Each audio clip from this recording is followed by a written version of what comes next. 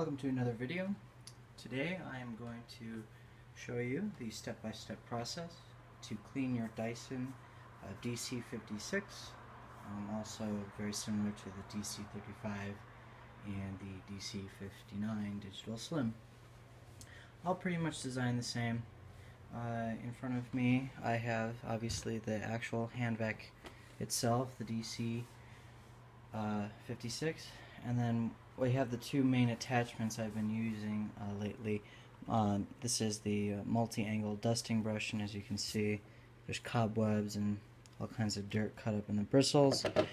And then this is just the multi-tool that comes with the DC56, whether you buy it as the DC56 Hard or the DC56 HandVac at Costco. This attachment comes with it, so you have soft bristle brushes, and then for carpeted surfaces and stuff where you're trying to get the hard dirt out. So those are the two tools I've been using primarily with this DC56, and we're going to go ahead and clean it all today. We're not just going to clean the filters like Dyson recommends. We're actually going to disassemble the HandVac a little bit more and get those cyclones and the canister out clean. You can actually see, might be a little more difficult. This canister actually has quite a bit of dirt and dust inside of it. I just got done using it. So first, obviously, we're going to empty the canister and go from there. So one of the things that the bagged vacuum manufacturers like to spout as a kind of propaganda is how unsanitary it is to empty the canister into a trash can, that the dirt and the dust falls down into the trash, and then it just makes a big cloud. It comes out, spreads out, and you're breathing it all in. This is, of course, manufacturers like Hoover and Ork that try to tell people that, of course, all of these manufacturers now produce bagless cyclone vacuums. So in my response to the idea of, well, if you empty it in your trash can and all that dust comes up and you don't want it in your house, go outside, problem solved. So I'll just empty it real quick, which is easy as that. I like to keep it down in the trash. Just shake it. There's a lot in there. Alright. Didn't really see a big cloud of dust. I mean, obviously the trash bag's all filthy, but I'm not coughing, I'm not sneezing, and I didn't see anything, so Alright, now we'll go on to the disassembly. The first thing you're going to want to access is the actual filter, which is this purple button up here. It says filter, and you simply depress the button and release it. Now, the thing that's important to note, and you can actually see a bunch of various sand and dirt particles actually fell. When I made the review about this particular hand vacuum, one of the things I brought up is the cyclones and the actual motor itself are not quite powerful enough to actually completely filter out the dirt.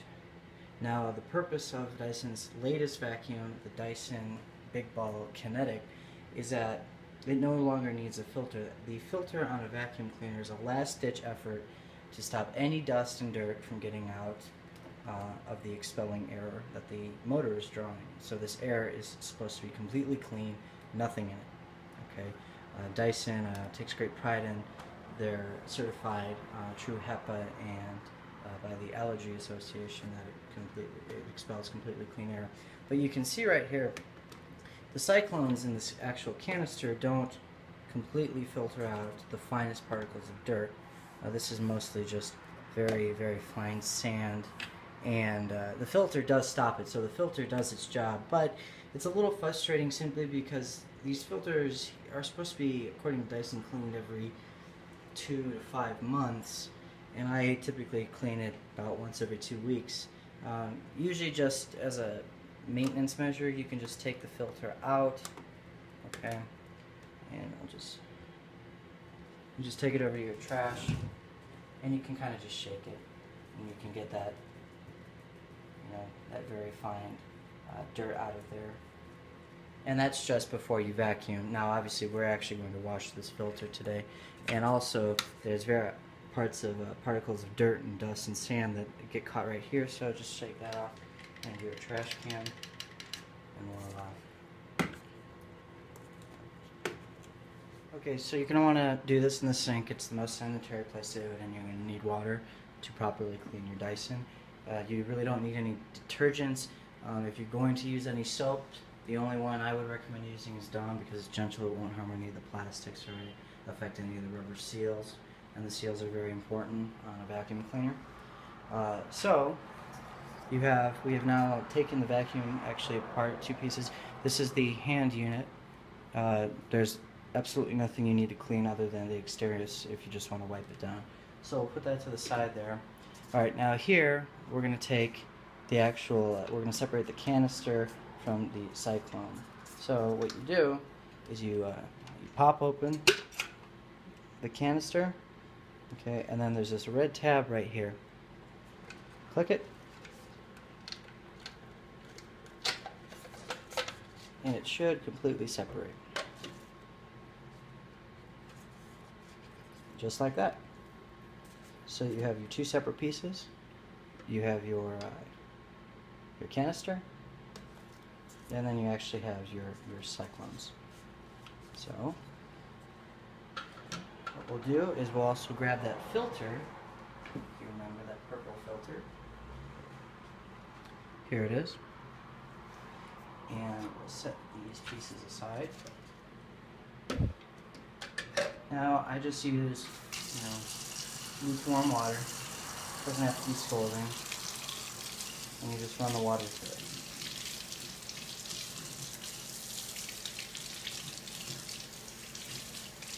Now I just cleaned this filter not too long ago, so I don't really need to spend an inordinate amount of time actually rinsing this. But Dyson just recommends you run the water through it, kind of wring it out like a washcloth. And if the filter is just so bad and your vacuum cleaner suction is really suffering, you can replace these for about $10. And if your vacuum is still on warranty, they'll replace them for free. At least I believe they will on the HandVac if it's affecting your suction. Alright, so that's about it. With this, you want to give it about 24 hours to 48 hours to dry. Usually find it at a place where it's warm, not very moist. I usually put it up on the windowsill for the sun. Easy as that. Alright, so now we'll just move on. The canister, it's pretty easy. I mean, it's really just a general rinse. Like I said, you don't really need to scrub anything. The only thing you might want to scrub, which I use my dish cleaning tool here, is you might want to just scrub these rubber seals down here, because the dirt really clings onto there, and just water won't completely get it off.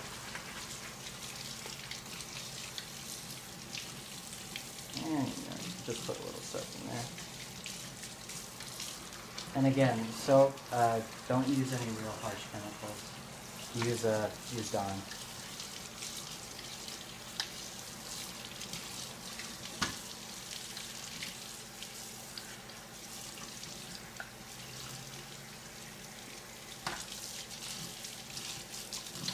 And I usually let it dry for about 24 hours along with the filter before reassembly, just because you don't want to suck any moisture into your motor. Though the filter should stop it, again, it's just not worth the headache. So that's pretty much it. You can see it's pretty clean. So I'll just put that on the side and let it dry. Alright, now this is the part that takes forever to clean, because it's just a never-ending amount of dirt. You'll be here for 10 minutes at least, constantly just running water through it, and dirt will just continue to come out. Now it's important that as you clean it, you actually run water at multiple angles so it gets into those cones that cause the cyclones, and from both directions. And there's a lot of dirt in there that will really cling on, and it will and it takes a while to come off. And what I do, and I'll show you when I make my DC65 cleaning videos, a lot of times I'll actually fill up the sink and let it sit in, Dawn soap and water for about an hour, and that really breaks off that dirt. Today, I don't really think I'll need it, but you can take a look at the amount of dirt that just comes out of there. And I cleaned this thing last week. Now you think it's bad on a HandVac, wait till you see one of Dyson's uprights. Those things get filthy. But at least it's in the canister and the filters and not in your air or on your carpet. So, now, the point for me making this video is simply people like to complain that their $500 Dyson product doesn't work like it used to. It's a waste of money. It's a piece of crap. The list goes on and on. And the point I'd like to make is, much like any car that's cheap or expensive, but cars are expensive no matter what you're buying nowadays. If you don't take care of it and you don't clean it, of course it's going to stop working correctly. Vacuum cleaners are very much the same way, whether or not you have a Dyson or a Hoover. If you're not cleaning the filters and occasionally cleaning out the vacuum, you're just not going to get the same performance. So there's two reasons I find good to clean a Dyson vacuum. One, because Dyson products are aesthetically pleasing, so it's good to keep them clean. And two, it keeps them functioning like new, and it really makes them last.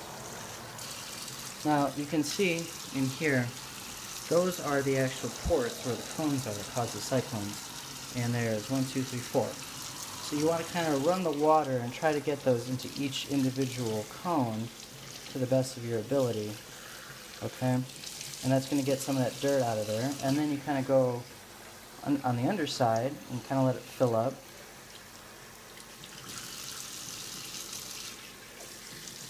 And much like shampooing your hair, lather, rinse, repeat.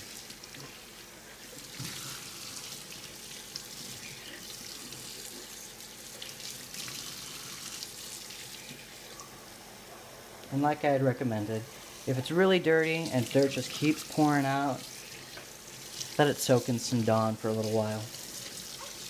You won't damage it. The thing I will recommend is don't put it in scalding hot water, because then you're going to affect your rubber seals. It'll start to break them down and they're not going to seal properly anymore. So you're going to lose suction, you're going to lose the vacuum, and you might very well expel some dust and dirt into your air that you don't want. Alright, that seems about good for now.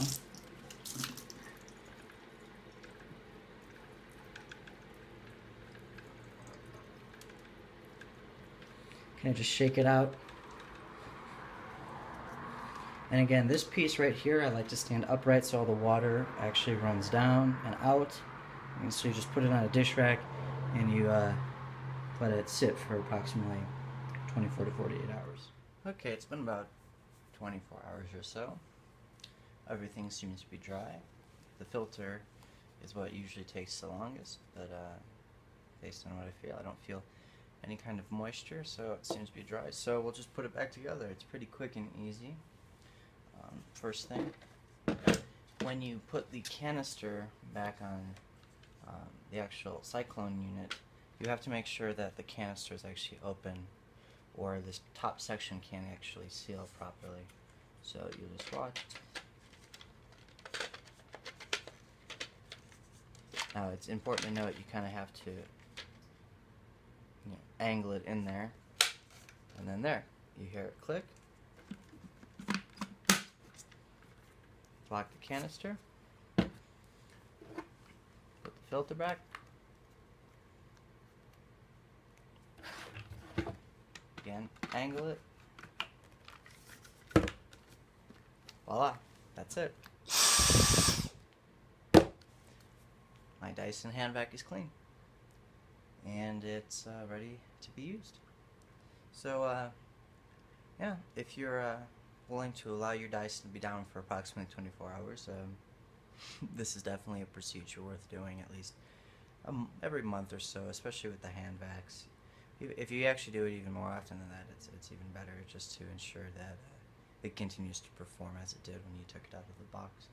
So if you have any questions, go ahead and write on the comment section.